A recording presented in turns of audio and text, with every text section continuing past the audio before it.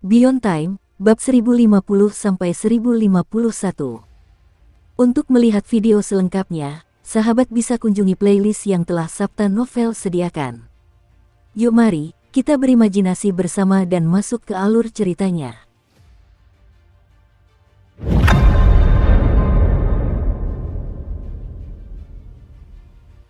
Ketika Suking meninggalkan Danau Perlindungan Abadi, fluktuasi menyebar dari susunan teleportasi perang di tepi Bulu Iblis Barat.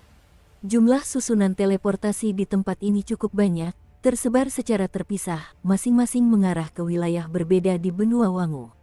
Mereka adalah gerbang menuju Tanah Suci Bulu Iblis selama masa perang. Oleh karena itu, tempat ini biasanya dijaga ketat oleh berbagai pasukan Bulu Iblis Barat. Pada saat itu, di luar susunan teleportasi ke-17, lebih dari 100 kultivator dari Gunung Penguasa ke-17 sedang menunggu dengan penuh hormat. Orang yang berada di depan adalah seorang anak laki-laki yang mengenakan jubah Taois.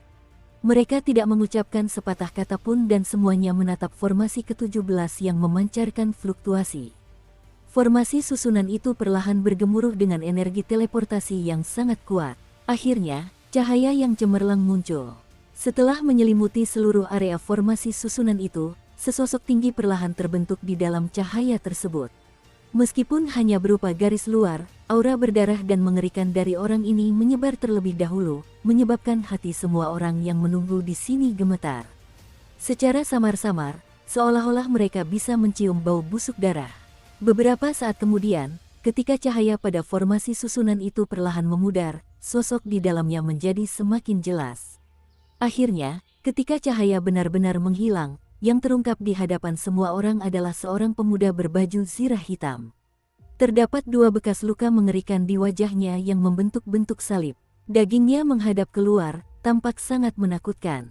Dengan bekas luka seperti itu, seharusnya dia terlihat jelek. Namun, bekas luka itu justru membentuk kesan unik di wajah pemuda ini, menambahkan aura membunuh yang kuat. Berbeda dengan rambut merahnya yang terurai, justru rambut itu yang tampak menjadi sumber aura berdarah. Adapun baju zirah yang dikenakannya, dipenuhi dengan banyak bekas pertempuran, yang menunjukkan bahwa ia telah mengalami pertempuran yang tak terhitung jumlahnya. Saat ia muncul di luar barisan, orang-orang dari Gunung Penguasa ke-17, yang dipimpin oleh bocah muda itu, segera berlutut di hadapannya. "Salam, Yang Mulia." Orang ini adalah murid ketiga dari Penguasa ke-17. Meskipun ia berada di peringkat ketiga, ini tidak mencerminkan kekuatan atau potensinya. Pada kenyataannya, reputasinya tidak hanya mengagumkan di Gunung Penguasa ke-17, tetapi juga di seluruh Bulu Iblis Barat. Bahkan di dalam East Demon Feather, namanya sangat terkenal. Anak Iblis Barat, alasannya adalah karena bakatnya pernah dipuji oleh Kaisar Agung Bulu Iblis. Saat berada di alam ketiadaan, ia mampu melawan akumulasi jiwa tahap awal. Setelah berhasil menembus dan memasuki alam akumulasi jiwa, ia bahkan memperoleh otoritas. Ia adalah orang kedua dalam 1000 tahun terakhir di Bulu Iblis Barat yang memperoleh otoritas di alam akumulasi jiwa. Selain itu, otoritasnya istimewa sekaligus menakutkan. Fokusnya adalah membunuh. Dengan kultivasinya saat ini di 7 dunia akumulasi jiwa, kekuatannya berada di atas 9 dunia akumulasi jiwa. Bahkan, ketika ia mengerahkan seluruh kekuatannya, ia dapat menunjukkan kekuatan yang mendekati kekuatan seorang penguasa. Di medan perang umat manusia, dengan kekuatannya, ia telah mencapai prestasi pertempuran yang mengerikan. Bahkan, dalam daftar target pembunuhan umat manusia, ia berada di peringkat yang sama dengan 3 orang pilihan surga lainnya, hanya di bawah para penguasa. Awalnya dia tetap berada di medan perang sampai dia menerima surat rahasia dari sesama muridnya. Oleh karena itu, dia memilih untuk kembali. Pada saat itu, ketika bau darah menyebar dan niat membunuh meluas, ekspresi anak iblis barat menjadi dingin. Dia melangkah keluar dari formasi barisan dan berdiri di depan orang-orang yang berlutut. "Di mana dia sekarang?" Anak iblis barat berbicara dengan tenang. Kedatangannya membuat hati sebagian besar kultivator yang berlutut gemetar. Sebagai sesama kultivator, mereka sangat jelas bahwa orang ini memiliki hobi membunuh yang hampir mendekati paranoia. Kekejaman adalah sifat alaminya. Namun, dia juga merupakan salah satu pilihan surga yang menjadi pusat perhatian di seluruh tanah suci Bulu Iblis. Dia diakui oleh Kaisar Agung Bulu Iblis dan tuannya adalah seorang penguasa. Orang seperti itu mungkin tidak mampu menutupi langit dengan satu tangan, tetapi dia kurang lebih sama hebatnya. Oleh karena itu, kepala mereka semakin tertunduk. Bahkan anak laki-laki yang berada di depan, seorang pelayan Kaisar Agung, sama sekali tidak berani lalai. Ia dengan hormat menceritakan semua yang diketahuinya. Sue Chenzi itu menuju Danau Perlindungan Abadi dan pergi 4 jam kemudian. Dia menuju ke timur dan berhenti di Gunung Langit Timur. Anak iblis barat mengangguk. Kilatan dingin muncul di matanya saat dia melangkah maju dan muncul di langit, mengunci arah. Dengan lambaian tangannya, sejumlah besar awan hitam menyelimuti area seluas 500 km dan menyapu sosoknya ke kejauhan. Kemanapun dia pergi, dunia bergemuruh. Di antara awan hitam, dia seperti iblis surgawi. Dia kembali kali ini untuk Sue Chenzi. Setelah mengetahui bahwa Sue Chenzi telah menantang gunungnya tetapi tidak ada yang bisa berbuat apapun padanya, anak iblis barat berencana untuk memenggal kepalanya dan meletakkannya di tempat pihak lain duduk. Adapun soal pembunuhan sesama ras dan pertempuran antara timur dan barat, itu tidak penting bagi anak iblis barat. Saat putra iblis barat langsung menuju Gunung Langit Timur, Su Qing justru berhenti di sini. Dia sudah menyelesaikan semua yang harus dia lakukan di West Demon Feather. Permaisuri berhasil bertemu dengan Kaisar Agung Bulu Iblis, jadi dia tidak perlu melanjutkan tantangan tersebut.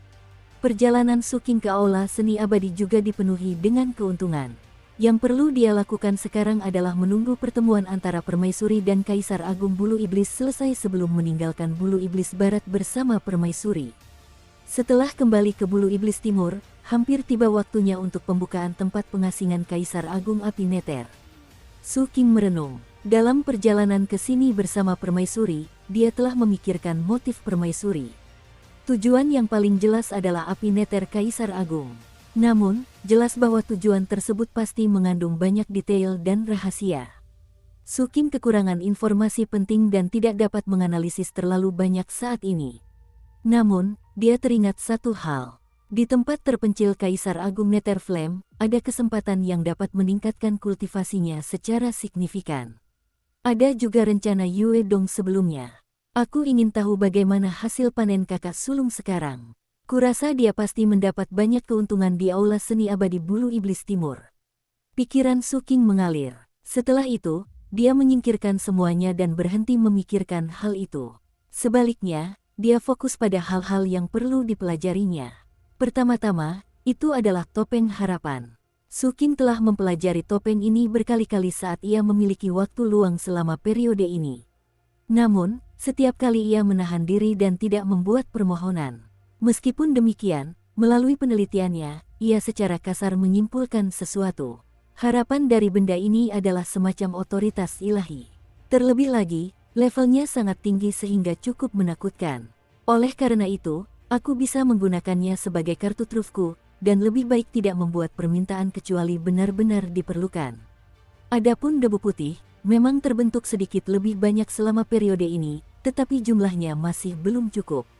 Su Qing merasakan takdirnya berada di bawah kuasa ilahi.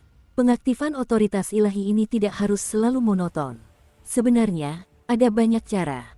Baik dengan menyelimutinya dengan jiwa saya sendiri atau meningkatkannya dengan kemampuan ilahi, berbagai pendekatan dapat dicoba. Adapun kemampuan untuk menentukan takdir, ada reaksi balik. Takdir yang telah terukir akan menggantikan lintasan semula. Dalam hal ini, rintangan yang dihadapi selama periode ini harus saya tanggung. Su Qing mengangkat tangan kanannya dan pisau ukir yang dibentuk oleh kekuatan ilahi takdir muncul di telapak tangannya. Dia menatapnya lama sebelum menyimpannya. Setelah itu, dia menutup matanya dan merasakan punggungnya. Di sana, terdapat serangkaian pola totem, lilin merah yang telah padam. Ekspresi Su Qing sedikit berubah muram saat dia merasakan totem ini. Proses pencetakan benda ini di alam rahasia sumber dunia bukanlah di bawah kendalinya. Bahkan, dia sendiri tidak begitu yakin mengapa hal itu bisa terjadi seperti ini. Mungkin itu karena lilin itu sendiri. Lagi pula, lilin itu memiliki kesadaran sendiri. Atau mungkin itu karena keunikan tubuhnya. Namun, apapun yang terjadi, Su Qing tidak menyukai totem ini. Menurutnya, totem ini melambangkan bahaya tersembunyi. Meskipun sudah hampir padam, Su King samar-samar dapat merasakan adanya aura pemulihan yang terbentuk di dalam lilin merah ini. Ketika ia memikirkan kekuatan mengerikan yang terkandung dalam nyala lilin merah itu, kilatan gelap muncul di mata Su King. Aku tidak akan membiarkanmu bangkit dalam keadaan tak terkendali dan menyalakan kembali api itu. Su King mendengus dingin dalam hati. Aura penghapus di matanya berkedip dan menyebar ke punggungnya, menyelimuti sumbu lilin. Saat dia menghapus otoritas ilahi berulang kali, aura pemulihan secara bertahap melemah tetapi tidak sepenuhnya hilang. Karena itu, Su King memanggil Little Shadow. Telanlah. Su King memberi perintah. Bayangan kecil itu enggan, tetapi ia tidak berani menolak. Karena itu, ia menguatkan diri dan bergegas mendekat. Setelah menyelimuti lilin itu, ia melahapnya dalam suapan besar. Keistimewaan Little Shadow menyebabkan tindakannya memberikan efek yang baik. Aura pemulihan lilin tersebut jelas lebih lemah. Begitu saja, waktu berlalu dan senja pun tiba. Saat cahaya senja matahari terbenam menyebar dari cakrawala, dengan banyaknya letupan dari otoritas penghapus dan kerja sama dengan bayangan kecil, akhirnya menyebabkan aura pemulihan menjadi hampir tak terdeteksi. Meskipun masih ada, hal itu dapat dikendalikan. Setelah Su King menggunakan persepsinya, dia meninggalkan teknik penyegelan di atasnya. Setelah itu, dia hendak mempelajari seni perlindungan abadi 5 anjing sambil menunggu permaisuri. Namun, pada saat ini, perasaan berdebar-debar tiba-tiba muncul di benak Su King. Matanya menyipit dan tubuhnya seketika menjadi buram saat dia mundur. Pada saat yang sama, langit bergemuruh seperti guntur dan cahaya senja dari matahari terbenam pecah. Lingkungan sekitarnya langsung berubah bentuk. Sebuah tombak hitam pekat yang mampu menghancurkan dunia menerobos langit dan kehampaan, menuju langsung ke arah Su King dari langit. Dukung terus channel YouTube Sabta Novel. Tombak itu sangat panjang dan ujung tombaknya menakutkan seperti puncak gunung. Dengan kekuatan penghancur, ia membawa momentum yang mampu membalikkan laut dan seketika tiba di depan Su King. Pada saat kritis ini, kecepatan Su King meningkat drastis saat dia dengan cepat menghindar. Tombak itu melesat melewatinya. Dengan jarak yang begitu dekat, jantung Su King bergetar dan dia merasakan ancaman yang sangat besar. Serangan ini sudah sangat dekat dengan alam penguasa. Saat ia menghindar, tombak itu langsung menghantam gunung langit timur. Tombak itu mendarat dan langit timur runtuh. Gunung itu hancur berkeping-keping. Tombak hitam itu langsung menembus dan menusuk tanah secara diagonal. Ujung tombak yang besar itu menembus jauh ke dalam tanah, dan badan tombak yang panjang itu berdengung dan bergoyang. Daratan seluas 5.000 km persegi seketika hancur dan ambruk. Api hitam menyembur dari ujung tombak dan menjalar di sepanjang retakan di tanah. Hal itu mengubah area seluas 5.000 km persegi ini menjadi lautan api. Jiwa-jiwa yang tak terhitung jumlahnya muncul di lautan api dan meratap. Jiwa-jiwa itu semuanya adalah kultivator manusia. Mereka jelas telah terbunuh oleh tombak ini di medan perang dan jiwa mereka tidak dapat memasuki siklus reinkarnasi. Mereka terikat dan menjadi bagian dari kekuatan tombak tersebut. Di gagang tombak panjang yang miring ke arah langit, berdiri sesosok makhluk iblis. Rambut merah panjangnya berkibar tertiup angin, baju sirah hitamnya tampak menyeramkan, dan bayangan iblis surgawi muncul di belakangnya. Bayangan itu megah dan memenuhi separuh langit, memandang rendah Su King. Kamu adalah Sue Chenzi. Permukaan tanah dalam radius 5.000 km tampak seperti cermin yang retak. Api hitam membubung dari celah-celah, mengubah sekitarnya menjadi lautan api. Saat bangunan itu terbakar, tak terhitung banyaknya jiwa manusia di dalamnya mengeluarkan ratapan pilu.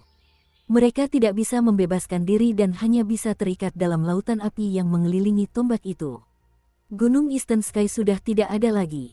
Di tempat yang dulunya merupakan gunung, hanya tersisa tombak mengerikan yang menancap di tanah. Sosok yang berdiri di atas tombak panjang itu tampak seperti iblis yang turun ke dunia. Saat rambut merahnya berkibar, 7 nyala api berkobar terang di dalam dirinya. Dia tak lain adalah West Demon Child. Yang menjadi perhatian Su King adalah hantu iblis surgawi di belakang anak iblis barat. Itulah penyebab kewaspadaan dan rasa bahaya yang dimilikinya. Meskipun iblis surgawi ini hanyalah ilusi, tubuhnya yang tinggi dan gagah, serta baju zirah yang gelap dan megah, memancarkan aura penindasan yang sangat kuat. Selain itu, di matanya yang dalam dan dingin, terdapat kilatan jahat yang seolah mampu menembus pikiran manusia. Rambutnya panjang dan keriting, seperti nyala api di malam hari, memancarkan cahaya yang aneh. Jari-jarinya ramping dan tajam, seolah-olah dapat dengan mudah merobek apapun. Tubuhnya dipenuhi dengan rune yang rumit. Rune-rune itu tidak hanya melambangkan sumber kekuatannya, tetapi juga tampaknya menyembunyikan kutukan misterius. Saat turun, kegelapan menyerkinang kehampaan, badai bergemuruh dan terbentuk, dan kilat berkelap-kelip dengan dahsyat. Semuanya menunjukkan martabat dan kekuatannya. Otoritas. Kilatan tajam muncul di mata Suking saat dia menatap bayangan iblis itu. Di bayangan itu, dia bisa merasakan fluktuasi padat dari tanda Dao otoritas. Dia langsung menyadari bahwa ini bukanlah otoritas biasa. Kekuatanku disebut penghancur roh iblis dan pembusukan. Anak iblis barat berbicara dengan tenang sambil menatap Suking. Adapun apakah Anda Sue Chenzi atau bukan, itu tidak penting. Aku di sini untuk bertarung atas nama gunung penguasa ke-17. Untuk menghindari menindas yang lemah, aku hanya akan menggunakan 3 kemampuan ilahi dalam pertempuran ini. Jika kau mati, Lu Lingzi tidak bisa menyalahkanku. Jika kau selamat, itu akan dianggap sebagai keberuntunganmu, dan aku akan mengampuni nyawamu.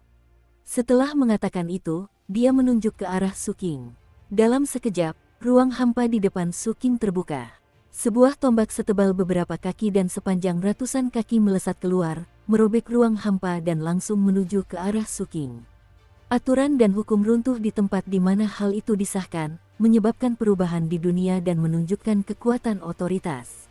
Ia menghancurkan segala sesuatu di sepanjang jalan dan mengunci pikiran Suking, memancarkan kekuatan mengerikan yang sangat mendekati kekuatan seorang penguasa. Ia langsung mendekat, mata Suking menyipit. Kekuatan anak iblis barat ini melampaui semua kultivator akumulasi jiwa yang pernah dia temui sebelumnya.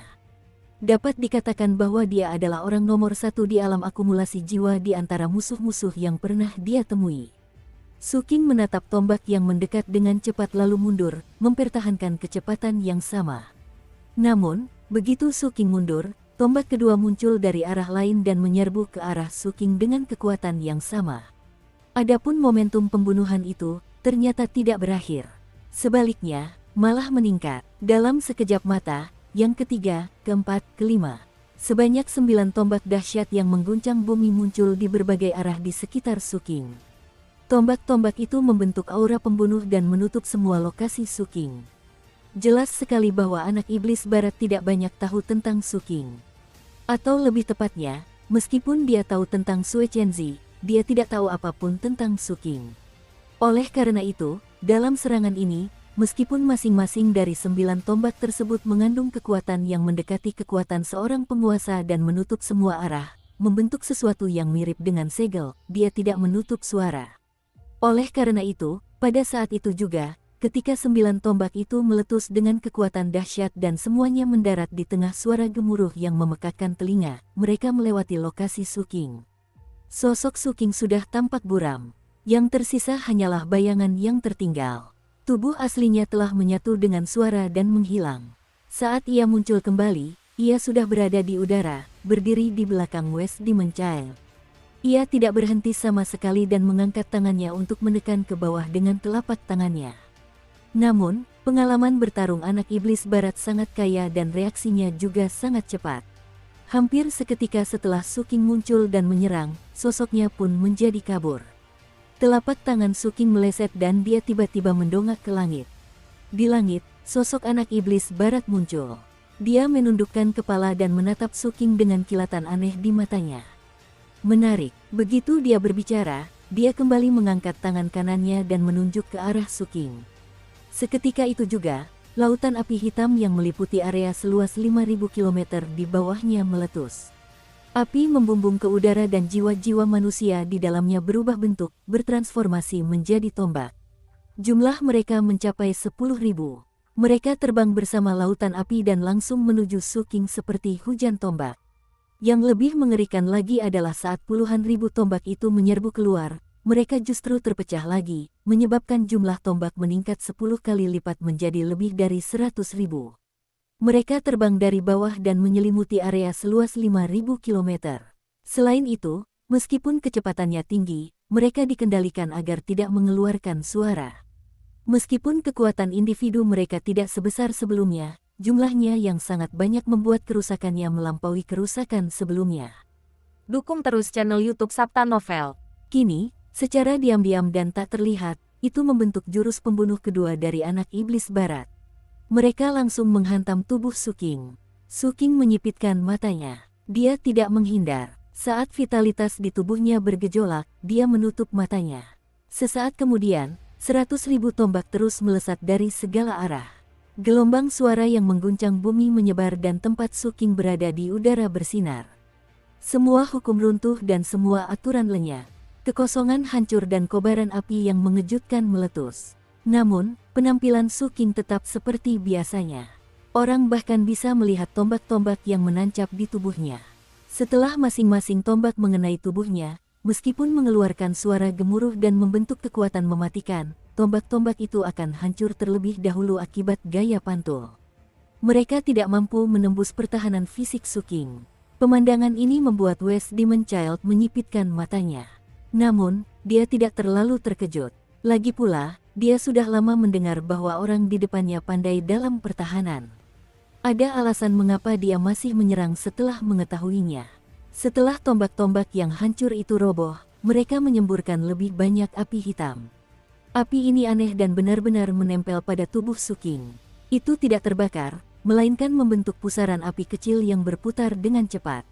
Melihat hal itu, niat membunuh terpancar dari mata West Demon Child. Waktunya telah tiba. Dia melesat ke langit, langsung menuju ke arah Suking. Saat dia mendekat, dia mengangkat tangan kanannya dan hantu iblis surgawi di belakangnya juga mengangkat tangannya. Bersamaan dengan kilatan gelap di matanya, mantra rumit bergema dari mulut hantu iblis surgawi itu. Setiap huruf terdengar jelas, tetapi ketika diucapkan, maknanya tidak dapat dipahami. Namun, semua pusaran api hitam di tubuh Suking bergerak cepat saat mantra bergema, menuju langsung ke dahi Suking. Tombak-tombak yang belum hancur juga meledak dengan sendirinya. Hal ini menyebabkan munculnya lebih banyak kobaran api hitam dan pusaran api. Semua titik itu berkumpul di dahi Suking. Setelah langsung tumpang tindih, mereka membentuk pusaran ekstrim berwarna hitam pekat. Saat pusaran berputar di dahi Suking, tangan kanan anak iblis barat terulur. Di telapak tangannya terdapat secercah jiwanya. Dia mengaktifkan jurus mematikan terakhirnya. Gerakan mematikan ini bukanlah tindakan membunuh. Semua kata-kata dan tindakannya sebelumnya hanyalah untuk mempersiapkan landasan dan membingungkan lawannya. Yang sedang dia persiapkan adalah langkah ini, pengganti jiwa. Tepatnya, yang dia inginkan bukanlah mengalahkan Suking. Dia tidak terburu-buru kembali dari medan perang hanya untuk menyelamatkan muka penguasa gunung ke-17. Dia melakukan ini untuk jurus rahasia Nether Flame. Dia ingin mengambil ilmu rahasia itu dari Suking. Bagi orang lain, mencapai hal ini akan sangat sulit. Namun, otoritasnya unik, yang disebut penghancuran roh iblis, dengan pembantaian yang terkandung di dalamnya, hanyalah ekspresi dari esensi otoritas ini. Tokoh ini memiliki kemampuan lain yang ia sembunyikan sangat dalam. Kemampuan itu adalah pengganti jiwa. Ini adalah transaksi paksa. Dia menggunakan secuil jiwanya untuk ditukar dengan seni rahasia pihak lain. Adapun jiwa ini, ia tidak akan dikendalikan oleh pihak lain. Ia akan kembali dengan sendirinya begitu transaksi berhasil. Ini adalah transaksi iblis surgawi. Namun, di dunia ini, segala sesuatu seringkali bersifat relatif. Ketika Anda bersekongkol melawan orang lain mungkin juga bersekongkol melawan Anda. Sama seperti saat ini, ketika pusaran di dahi Suking bergemuruh dan anak iblis barat memegang jiwanya di tangan kanannya, mata Suking yang tertutup tiba-tiba terbuka. Cahaya dingin telah terungkap, kekuatan khayalan 6 pencuri langsung meledak, menyelimuti sekitarnya. Pada saat yang sama, untaian 7 emosi dan 6 keinginan yang hanya dapat dilihat oleh Suking muncul di tubuh iblis barat. Mereka langsung terhubung ke tubuhnya. 6 pencuri menjadi jalan yang ditempuh. Jalan ini menghubungkan jiwa. Jiwa Suking melangkah maju dalam lautan kesadarannya dan mengikuti jalan ini, langsung terbang keluar dari dahinya dan menghadap tangan kanan anak iblis barat. Terdapat juga pisau ukir berwarna hitam yang mengelilingi tubuh jiwa Suking. Pada saat itu juga, pisau ukir menebas, tanpa mempedulikan transaksi atau metode apapun yang digunakan pihak lain. Dengan satu tebasan, jiwa di tangan kanan West Devil mengeluarkan jeritan yang memilukan dan langsung terbelah menjadi dua. Adapun Suking, serangannya belum berakhir. Jiwanya membawa pisau itu saat melesat masuk ke tubuh anak iblis barat dan ke lautan kesadarannya. Lautan kesadaran anak iblis barat sangat luas dan dipenuhi api hitam. 7 dunia besar mengelilinginya dan di atas api itu duduk seorang iblis surgawi yang memegang tombak. Saat melihat iblis surgawi itu, niat membunuh Suking menjadi sangat kuat. Dia mengangkat pisaunya dan bergegas mendekat. Iblis surgawi itu tiba-tiba membuka matanya dan berdiri untuk melangkah turun. Tombak di tangannya menghantam dengan seluruh kekuatannya saat melawan serangan Suking. Pisau ukir dan tombak bertabrakan secara langsung. Pisau ukirnya baik-baik saja, tetapi tombaknya patah dan hancur berkeping-keping. Iblis surgawi itu juga terpaksa mundur. Suking hendak mengejarnya ketika sebuah firasat bahaya muncul di dalam jiwanya. Di belakang iblis surgawi yang mundur, sebuah lonceng kuno yang berkarat mulai muncul. Saat lonceng itu bergoyang, kekuatan yang mengerikan akan segera muncul. Mata jiwa Suking berkilat. Tanpa ragu, dia mundur. Saat dia meninggalkan lautan kesadaran anak iblis barat dan kembali ke tubuhnya, kekuatan mengerikan itu menyebar dan meletus di dunia luar. Tubuh Suking dan anak iblis barat terdorong mundur ke udara, memperlebar jarak hingga 1000 kaki. 1000 kaki jauhnya, ekspresi anak iblis barat tampak mengerikan. Mengingat bahaya sebelumnya, jantungnya berdebar kencang. Pada saat itu, dia menatap Suking dan berbicara dengan dingin. "Kau sudah tahu rencanaku sejak lama." Ekspresi Suking tenang saat dia berbicara dengan tenang. "Meskipun saya tidak mengetahui detailnya, dari tindakan dan ucapan Anda sebelumnya, tidak sulit untuk menebak bahwa itu bukanlah metode pembunuhan." Ketika anak iblis barat mendengar ini, dia melirik Suking. Matanya tampak jahat saat dia berbalik dan pergi. Suking mengangkat tangannya dan kehampaan seketika bergetar. Badai muncul di depan anak iblis barat, menghalangi jalannya. Anak iblis barat berhenti sejenak dan menatap Suking, ekspresinya menjadi semakin suram. 3 kali kesempatan telah berlalu. Kukatakan aku akan mengampuni nyawamu. Apakah kau berniat mendatangkan malapetaka bagi dirimu sendiri? Suking menggelengkan kepalanya. "Aku tidak mengatakan bahwa aku akan mengampuni nyawamu." Saat dia berbicara, Suking berjalan mendekat. Niat membunuh pun muncul.